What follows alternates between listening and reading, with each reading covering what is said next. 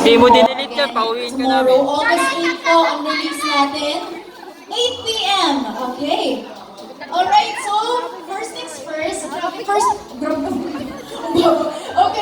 so, Beanie, how was the music video? Alam ko first time nyo rin to watch the music video. Okay, reactions one by one. Go, Sapo. Na-feel ko talaga na very pang street talaga siya, and I love the concept of the music video. Lalo na yung mga laro-laro, ganyan. Di ba yung mga nasa kali, yung mga sumasayaw, ganyan na magbabattle, makikita mo talaga siya. Super busog na busog ka talaga sa music video. I agree. Hindi, tsaka natuwa ako sa mga creative shots na ng mga different, what do you call this? Lenses. Sige, kaya mo yan. May mga Filipinos, may mga foreigners, different races, and it's like, ano rin, like, ini-include namin sila sa paglalaro ng Shaggy, gano'n. Yes, for me, sobrang colorful niya. Medyo nag-worry ako kung paano siya gagawin bright kasi nga medyo siguro madilim doon. Tapos gabi na, nabutan na kami ng dilim pero nagawa ng paraan ng Yumia. So, thank you Yumia! Shout out to you!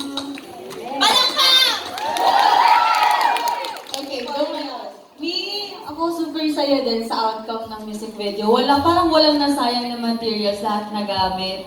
And yung pag-use ng mixed media sa music video, ang saya kasi sobrang ganda talaga ng kinalabasan. And super excited na ako na ma-release siya bukas. Yay! Ikaw, Kulit. Yun na yun. Hindi ako, maganda, happy din ako sa kinalabasan ng music video. Kasi yun nga, limited lang yung time. Isang araw lang kami nag-shoot nun. And kilala na talaga kami na Yumi. As alam na nila kung paano yung angle namin. And Grabe, one day lang yun. ano din sila, open sila pag may sinabi kami, ako lang gamitin yung shot or hindi naman yun. So, yeah. Yes, actually sabi na nila lahat, pero ako gusto ko mag-focus sa styling. Kasi super, di ba? Sobrang on point ng styling. Thank you, Ate Ike, our visual director.